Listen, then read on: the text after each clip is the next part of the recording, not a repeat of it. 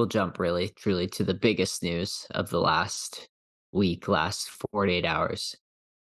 Kyrie Irving has been Absolutely. traded from the Brooklyn Nets to the Dallas Mavericks, one of many potential suitors on the phone with Josiah and the rest of the Nets leadership team.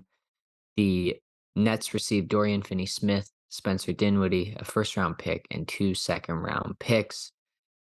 And Max, your first thoughts? There's so many. I mean, this story starts 3 days ago on Friday, with the news breaking that Kyrie had asked for a trade. And the first thought is always the drama with Kyrie. So we'll touch on that briefly and then get into the basketball. It has been 74 to 75 days of winning controversy free basketball for Kyrie Irving and the Brooklyn Nets since November 20th when he returned from suspension. And it feels like that was just not in his nature. Like, was the first response. Like, the man just can't stay away from controversy and have quiet winning success. Um, it seems like I think the hardest part to wrap my head around the why is this is it seems to be about the money and something about just the laissez-faire, like do whatever I want, skepticism of Kyrie makes it hard to imagine he's motivated by money. But it seems like the Nets' plan was essentially just to let him play through and then decide at free agency. And Kyrie forced their hand here by threatening to sit out the rest of the season if this trade that he requested didn't happen, putting a lot more onus on the Nets, which would just hurt them in the long term in their Kevin Durant happiness and how much he's thinking about that trade request he made.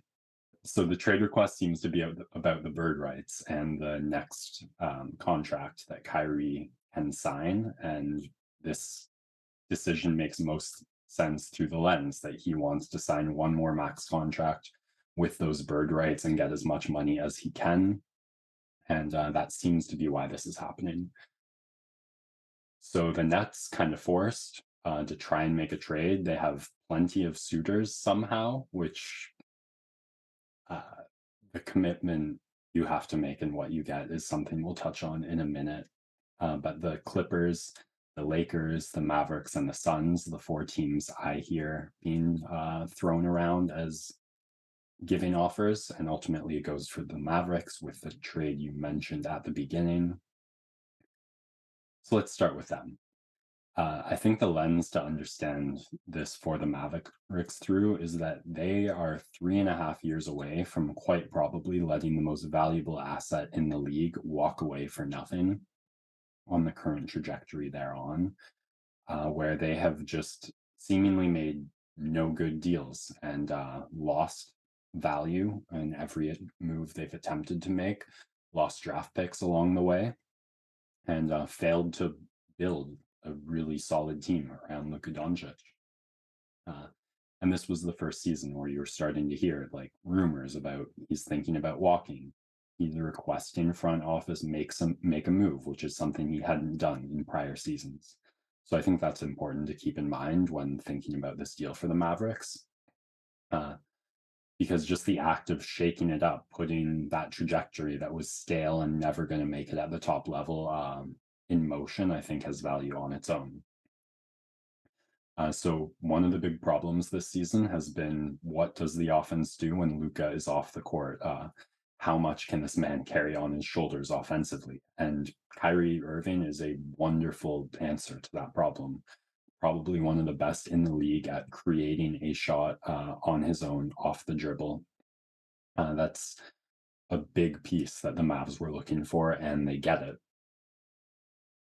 The question then is defense. Like, what is this team going to look like when Luca and Kyrie are both on the court? And also, how often is that going to happen? Because, like I said, the big problem is when is Luca, or like what happens when Luca's off the court? So I feel like this rotation really should have minimum like 2 to 5 minutes, depending on how much Christian Wood is cooking, where that happens over 48 in a game.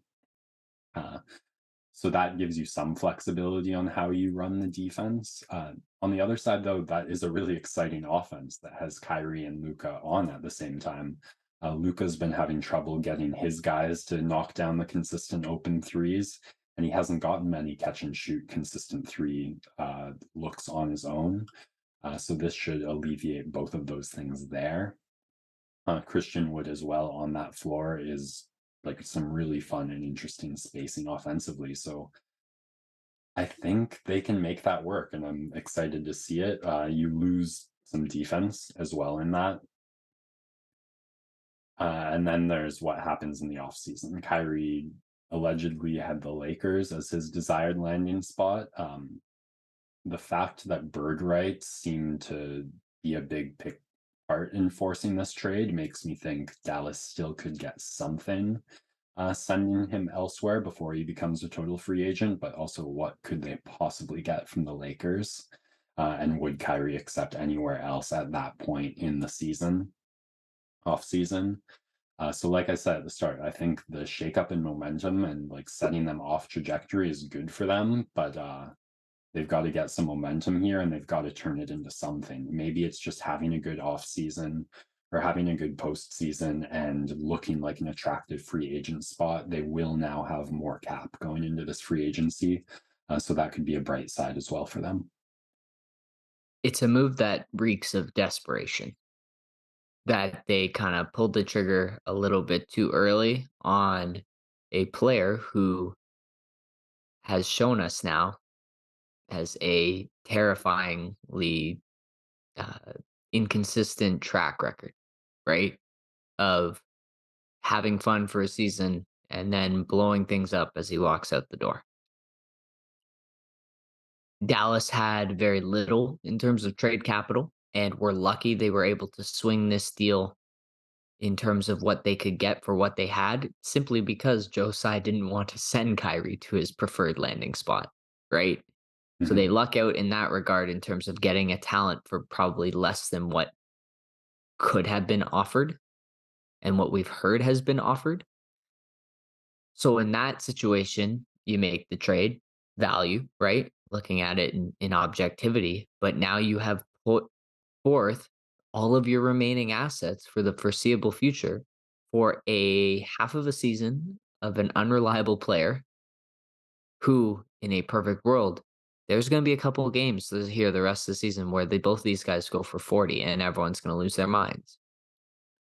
But if you don't win, which I don't have any confidence they will in terms of like what you said defensively, and Kyrie are actually not terrible defenders on the scale of stars playing defense. They're definitely not the lowest by any stretch of the imagination, but losing Dinwiddie and DFS, who usually take some of the more perimeter oriented players when they're on the court, will hurt, even if those two are not plus defenders in their own right.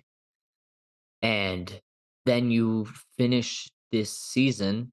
If you don't win, where do you go from here? Because, like you said, Kyrie likely out the door. The only way you salvage it at all, if you don't win this year, the only way you salvage it is a sign and trade. And you don't have a ton of leverage to be able to get that done. So it's a trade where again, you look at it objectively with the numbers, with the talent. It's a nice trade to get at a guy who's you got at a less value, but adding more context in the picture, it's an all-in move for Dallas, and I really don't love it. I think they could have pooled assets to try and get someone to fit and for a longer amount of time with Luca. Yeah, like I said at the start, this is a team with a horrible track record of trade signings and lost free agents over the last 4 to 5 years. So, with that context, it's likely 1 year later, we're looking at this as an addition in a long string of L's for the Mavericks. It definitely seems like a W for the Nets. They move off a major source of toxicity and a team that was hurting, I think, in depth and rotation. Sometimes trading like a +1 for two ones is like acceptable. I think you get two bona fide starting players who can give you 30 plus minutes, who both played really well in the playoffs last year. Uh, Finney-Smith having a career low in, or like a recent 4 year low, at least in 3-point shooting over the last 4 or 5 years. Uh, you wonder if the shakeup will do anything. It improves the team's defense and an offense that is just KD in the playoffs with a lot of guys who can shoot and play defense, which I think they can put out some version of that rotation at different points when Simmons is off the court. Could look pretty good. And in terms of playmaking, you have Dinwiddie, you have Simmons in limited roles. The playmaking definitely is strongest asset. So I feel like that part of the game that Kyrie brought to them, they don't lose. It's the solo scoring, but Dinwiddie can give you some of that, and I think KD can make up for the excess. Uh, it overall just seems like a win for the Nets. My question is like, well, it seems one more. This trade hasn't been finalized. It seems the Nets are trying to get one more team in on it. It seems they very badly want that team to be the Toronto Raptors, but it also seems like the Mavericks want the deal finalized by the end of today. So I imagine by the time this podcast is up, the deal will be done, maybe with a third team involved in some capacity. But regardless of that, it feels like one more move to me for the Nets. This, I think, raises the floor enough for them to make up for a bit of ceiling loss. Now they have to go out and get that ceiling back. And this is the last year for a while they have any draft assets that they can try and do that with. They have 2 first-round picks this year, and then they don't have another till 2027. So with the KD timeline, I think it is very much win now this season for the Nets, and they've got to take a good swing at it. If nothing else, like get Kevin to enjoy basketball and stop thinking about where the grass might be greener for the rest of this season. That is what I was gonna say is, uh, Nets, not done. I don't think they're gonna try and flip a couple more of those assets they got in the deal into something more significant. And then B, KD probably had to sign off on this. It has been awful quiet throughout the whole last 3 days.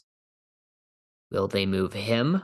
I doubt it, because they didn't move him last offseason. They're committed to building something around him.